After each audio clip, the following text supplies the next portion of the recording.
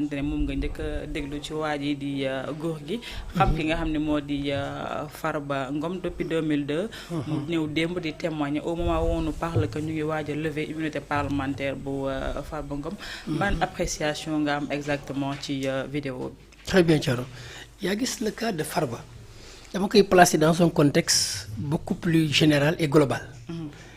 xam nga suñu waxee une société dañuy njëkk a interroger wu que nit ñi dunduñ tout le temps ensemble la société elle est conventionnelle c'est-à-dire que dañoo décider vivre ensemble parce que on a quitté l'état de nature xam nga l'état de nature dafa nekkoon benn état boo xam ne lu mu neexoon waaye mu def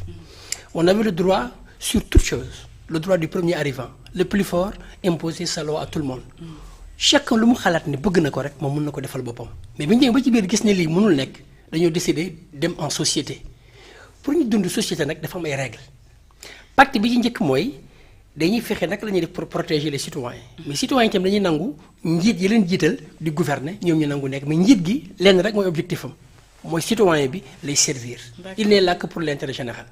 léegi loolu ñaari mbir lay wàññi il faut que mu am un pacte qui garantit la légalité et la liberté xam nga kii li mu wax ci vidéo bi ça peut faire froid dans le dos su nekkee ay nit lu mel ni Sénégal mun nañu mën a trafiquer drogue mën a am néegu xaalis mën a am lu ñu neex aussi au vu de tout le monde ça devient dangereux pour tout le monde yaa gis une société pour ñëpp nekk ci jàmm ak salaam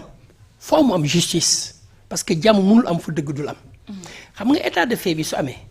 pendant des années nit ñi waxuñ dara mais ça veut dire ça peut être érigé en loi universelle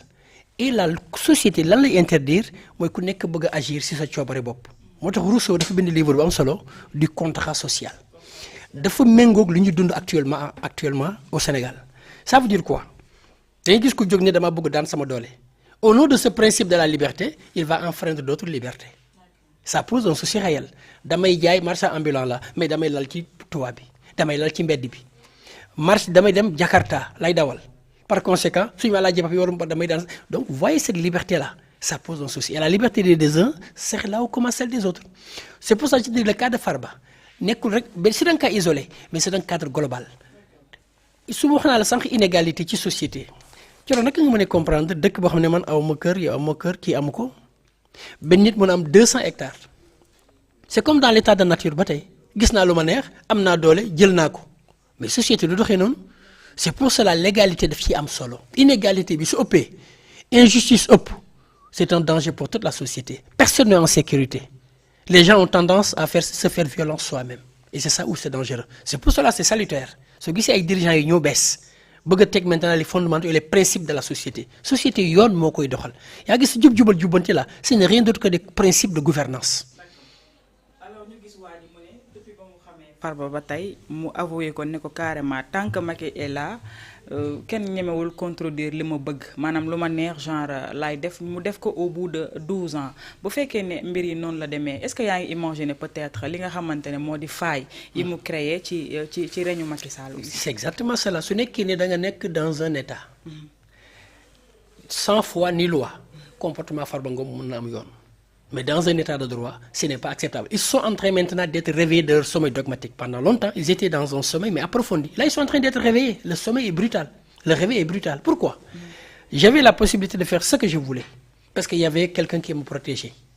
mais en République ça ne devrait pas passer ainsi règle bi xam nga mooy lan la loi nous sommes tous égaux devant la loi Farba Ngom ce qu'il faisait tout le monde le savait à un moment il y avait des excès ce qu'il dit je ne peux pas me prononcer parce que il a fait des déclarations. Il a fait des accusations. Oui. Maintenant, il y a des spécialistes, parce que ce qu'il a dit, c'est la matière pour des corps spécialisés d'approfondir la réflexion. Parce que si réellement c'est avéré, c'est des déclarations qui font froid dans le dos. Pour moi, avoir de la drogue, bon, une poudre n'est pas forcément de la drogue, de cocaïne, il va falloir le confirmer. Mais la manière dont il a développé hier, nee na ko doo gis xaalis doo laal en tout cas da ngay dem rek di séddale à un moment donné par semaine tu peux recevoir entre 3-5 millions waaw ba 5 millions. C'est vrai que c'est une seule déclaration ça serait bien d'avoir l'autre partie. Voilà.